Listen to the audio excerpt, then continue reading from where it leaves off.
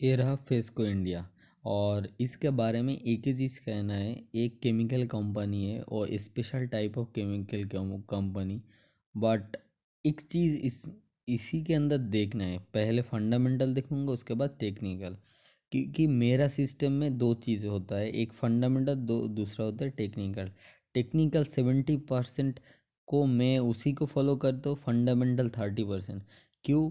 वो जो चीज़ होता है वो पहले टेक्निकल में दिखा आ जाता है, और फंडामेंटल जो चेंज वो बाद में आता है। तो पहले जो देखना है, इसके अंदर जो भी सेल आया, कोई चेंज आया नहीं आया, कोई प्रॉफिट का चेंज आया कुछ नहीं हुआ। मतलब आप कहोगे फ्लैट है, प्रॉफिट में कुछ प्रॉब्लम है, देखो मार्जिन कम हो गए, ये सब नहीं। आपको देखना है एक ओवरऑल क्या कितना डैमेज हुआ। कुछ डैमेज मेरे को नहीं नज़र आता। इस सब के बाद जो चीज़ देखना होता है, इसके पास कोई एक्स्ट्रा बोरिंग आया क्या, रिजर्व कितना था वही था, कैपेक्स प्लान में कुछ कैपेक्स करने का कोशिश तो है। तो लगभग प्रोमोटर के पास उतना ही माल है जितना माल था, और पब्लिक में। तो हर एक चीज़ फंडामेंटल के अंदर एक ही चीज़ दिखाई दिया, कोई प्रॉब्लम नहीं है ना। और एक चीज़ देखना है, जो भी पी लोगों को लगता है पी का तुलना में कम ही लग रहा है, तो एक अब चलो टेक्निकल, जो मैं जिसको ज़्यादा प्रेफर करता हूँ। देखो, टेक्निकल पहले सब कुछ इंडिकेट कर देता है।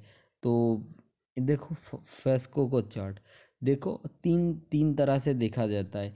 पहले देखना है डेली, उसके बाद वीकली एंड देन मंथली। तो पहला डेली में एक चीज़ बताओ, इस पॉइंट से लेकर के आप बताना सबसे आसान होगा, क्योंकि आप दिखाई दे, क्योंकि भाई आपको देखना होगा लाइव मार्केट में, उसी टाइम अगर डिसीजन ले पाए तो ही। देखो, अगर मान लो मेरे को इस ब्रेकआउट में बाई करना है, मान लो ब्रेकआउट में बाई करना है, तो मेरे एसएल कितना रहेंगे, ये वाला रख सकते हो। अगर तुम रखोगे, मेरा और है, मैं नहीं बताने वाला हूँ इधर उतना उतना के बारे में, क्योंकि अगर ब्रेकआउट होगा तो मेरा एसएल इतना कर दो, इतना से ज़्यादा नहीं, क्योंकि डे लो ब्रेक करने का कोई मतलब ही नहीं है। अगर होता है तो ब्रेकआउट सक्सेसफुल होने का चांस ओनली ऑन 10%। तो इस पॉइंट में एक ब्रेकआउट हो, इसके बाद क्या हुआ, नीचे। तो नीचे का फिर नीचे फिर ऊपर, ऐसे ऐसे करके कुछ हुआ। इधर दो चीज मेरे को पता है, 2 दिन जो चल रहा था वो था रिजल्ट रिजल्ट के बेसिस में। इसको छोड़ दो, तो आप जा करके एक चार्ट में एक चीज़ दिखाई दे रहा है। अगर तुम देख पा रही हो, जो इस पॉइंट जो इधर इस दिन जो हुआ, इसने जहाँ पे क्लोजिंग हुआ उसके नीचे फिर एक क्लोजिंग आया, फिर और क्लोजिंग, थोड़ा सा साइडवेज, मतलब थोड़ा सा पुल बैक, थोड़ा सा अगेन सेलिंग सेलिंग लो, अगेन डे लो लो लो, ये करते करते इस पॉइंट में लास्ट 3 दिन को छोड़ देता हूँ, क्योंकि लास्ट 3 दिन में निफ्टी स्मॉल कैप और उसके साथ साथ निफ्टी भी फॉल हुआ है। तो लगभग ये तीनों को अगर सेल छोड़ दूँ तो एक साइड जोन मान लो। तो मोटा मोटी तौर पे एक ही चीज़ दिखाई दे रहा है। तो जितना बड़ा करेक्शन हुआ है ना, ये कोई निफ्टी के वजह से नहीं है, किसी को इंटरनल कुछ पता है, इसके वजह से ये नीचे जा रहा है। तो और एक देखो, जो होता है डेली 20 तो ब्रेक कर चुका है, उसके साथ वीकली की भी ब्रेक है। वीक बहुत पहले ही तुम्हारा जो एसएल था ये ले चुका था, तुम अगर एग्जिट नहीं किया तो इतना लॉस में बैठे हो। ओके। और एक देखना है वो है मंथली। तो मंथली के पास है, मंथली 20 EMA के पास है, और एक बार अगर मंथली 20 EMA तोड़ देता है, जो कुछ दिन के अंदर ही मंथ ख़त्म होने वाला है, तो स्टॉक और नीचे जाने वाला है। क्योंकि जो रैली आया था इस पॉइंट में, जो लोगों ने ब्रेकआउट किया, उसका ऐसे लगभग इधर भी रहेंगे। तो वो लोगों ने ये पूरा का पूरा चीज़, अगर किसी ने अगर किसी के पास है, तो वो लोग एसएल काटने के लिए आएंगे।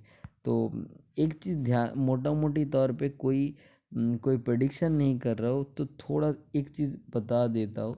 अगर तुमको हर एक चार्ट में यही दिखाई दे रहा है, देखने के कोई नया कुछ नहीं है, तो ये लाइन को खींच करके लगभग मान लो 2-3 कैंडल का ऊपर, मतलब ए वाला दाग लगा लो और एक लाइन खींच देता हूँ इसका नीचे, इसके नीचे ऐसे लगा दो और इसका ऊपर जाता है। थोड़ा ट्राई करो, अगर अगर तुम्हारा कॉस्ट कुछ कुछ कॉस्ट और अगर किसी को इंटरेस्ट है तो लेने के लिए, अगर ये लो तोड़ेगा तो ही एक फॉल आएगा। क्योंकि ये जितने जितने भी लॉन्ग टर्म इन्वेस्टर है ना, इसको पैनिक आएंगे तो और भी जा सकते हैं। क्योंकि और एक चीज़ है, अगर देखोगे एक एम पैटर्न ब्रेक हो चुका है, तो एम पैटर्न ब्रेक हो रहा है और मंथली भी सपोर्ट नहीं कर रहा है, तो एक टॉप के आसपास है। अगर फंडामेंटल अगर चेंज नहीं हो रहा है तो भी टॉप बन रहा है, तो कुछ तो गलत हो रहा है। तो वही हिसाब से आप अपना पोर्टफोलियो का ध्यान दीजिए, और जो लेवल बताया उसी हिसाब से प्ले करो। शायद कुछ मिल जाए, क्योंकि किसी के पास कोई कंफर्मेशन नहीं होता है। वो उसे टेक्निकल देखना पड़ता है हर एक स्क्रीन का। मेरे बातों को बिलीव मत करना, जो भी स्क्रीन दिखाएगा वही बिलीव करना, क्योंकि आपको एक अल्टीमेटली वो स्क्रीन ही बचाएगा।